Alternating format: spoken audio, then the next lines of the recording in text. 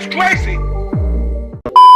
Good evening and welcome to Tucker Carlson Tonight. Kanye West, now known as Ye, is one of the best-selling musical artists in the world. He has also in recent years become a celebrated and very highly paid fashion designer. And of course, for a decade, he was well known to TV audiences as an in-law of the Kardashian family. But it's West's latest incarnation as a kind of Christian evangelist that brought us to his office in Los Angeles today for the interview you're about to see. Days ago, during Fashion Week in Paris, West, accompanied by his friend Candace Owens, unveiled a t-shirt that read simply, "White Lives Matter." The response from the fashion industry and international media was instantaneous and uniform: shock, horror, rage. "There is no excuse for this," thundered the New York Times. "West is legitimizing extremism," shrieked Rolling Stone, etc., etc.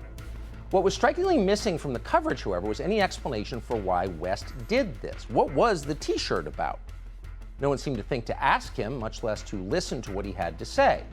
Instead, the enemies of his ideas dismissed West, as they have for years, as mentally ill. Too crazy to take seriously. Look away, ignore him. He's a mental patient. There's nothing to see here. But is West crazy? You can judge for yourself as you watch what we're about to show you. He has his own ideas, we can say that. Creative people tend to. That's why they're artists, not actuaries. His free-form social media posts give the impression of a man channeling his rawest emotions right onto Instagram. The effect can be jarring and is often used as ammunition against him in the battle for influence over the minds of America's young people, and that battle is intense. But crazy? That was not our conclusion. In fact, we've rarely heard a man speak so honestly and so movingly about what he believes. But again, you can judge for yourself. Here it is. So you just came from Paris Fashion Week. You just landed, and the lanyard's still on from it, and there's a photograph on it. What is that? It's a photograph of a baby's ultrasound. Why is that? And that you designed that? Yes. Why? What does that mean? It just represents life. I'm pro-life. Boy, so you wear it on a badge. What kind of response do you get? And good, amen, I agree. I don't care about people's responses. I care about the fact that there's more black babies being aborted than born in New York City at this point. That 50% of black death in America is abortion. So I really don't care about people's responses. I perform for an audience of one, and that's God. I'm starting to see why they want to make you be quiet. When did you start to feel this way? When did you start to realize this? I really felt like, I think I started to really feel this need to express myself on another level when Trump was running for office, and I liked him. Yes. And every single person in Hollywood, from my ex-wife to my mother-in-law to my manager at that time to, you know, my so-called friends / handlers around me, told me, like, if I said that I like Trump, that my career would be over, that my life would be over. They said stuff like people get killed for wearing a hat like that. They threatened my life. They put my life. They basically said that I would be killed for wearing the hat.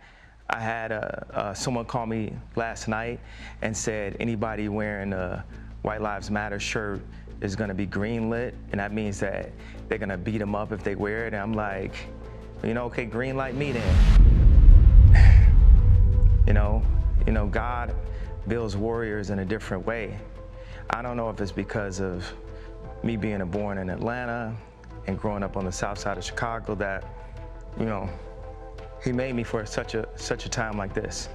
It's like with David, you know, he tended to the sheep, but while he was out there, he had to fight all kinds of animals. So when it was time for Goliath to come, you thought because he was a sheep herder that he didn't have the skill set to take down Goliath.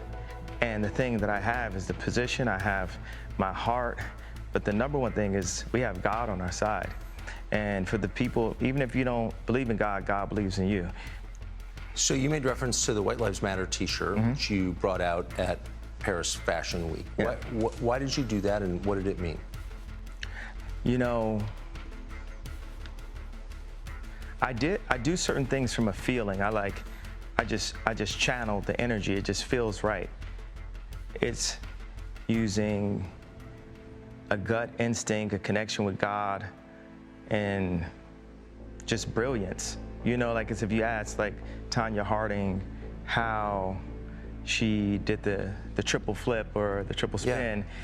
She was in so much practice that when it was time for her to skate in a competitive format, it just happened. Like it happened outside of practice. It happened in the real format, and that's what's happening. Is God is like preparing us for the real battles, and we are in a battle with the media. Like the majority of the media has a godless agenda, and the jokes in that work, and this whole like, oh yeah, he's crazy, and all these things, they don't work because the media has, you know, they've also watched travesties happen, just even specifically to me, and just watch it and act like it wasn't happening, and they stay quiet about it. What have they? So, I want to answer the white. Yeah. I feel like someone caught what I was saying, the comparison to Tanya Harding about the White Lives Matter.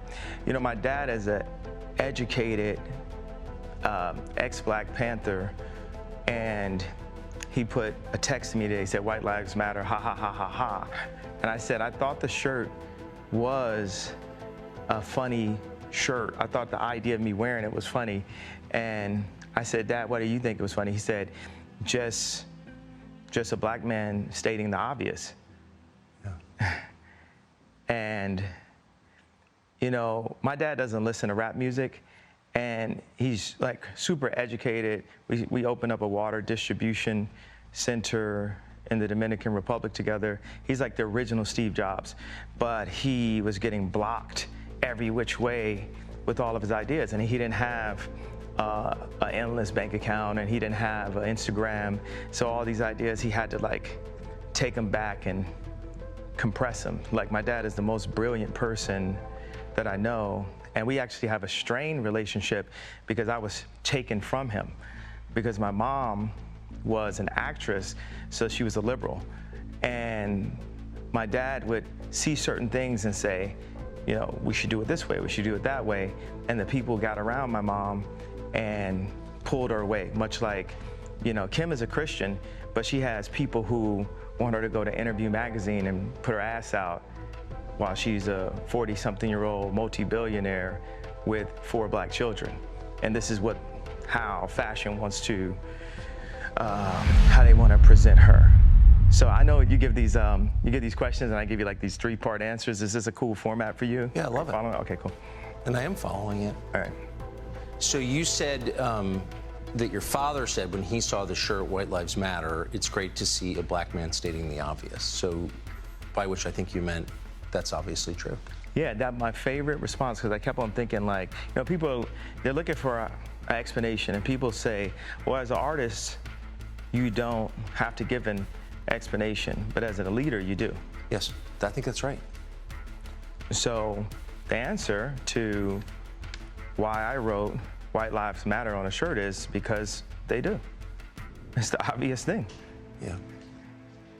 Why do you think that's so, and I assume the implication is, of course, all lives matter because they're lives, because God created them. Yeah. Why do you think that would be considered controversial?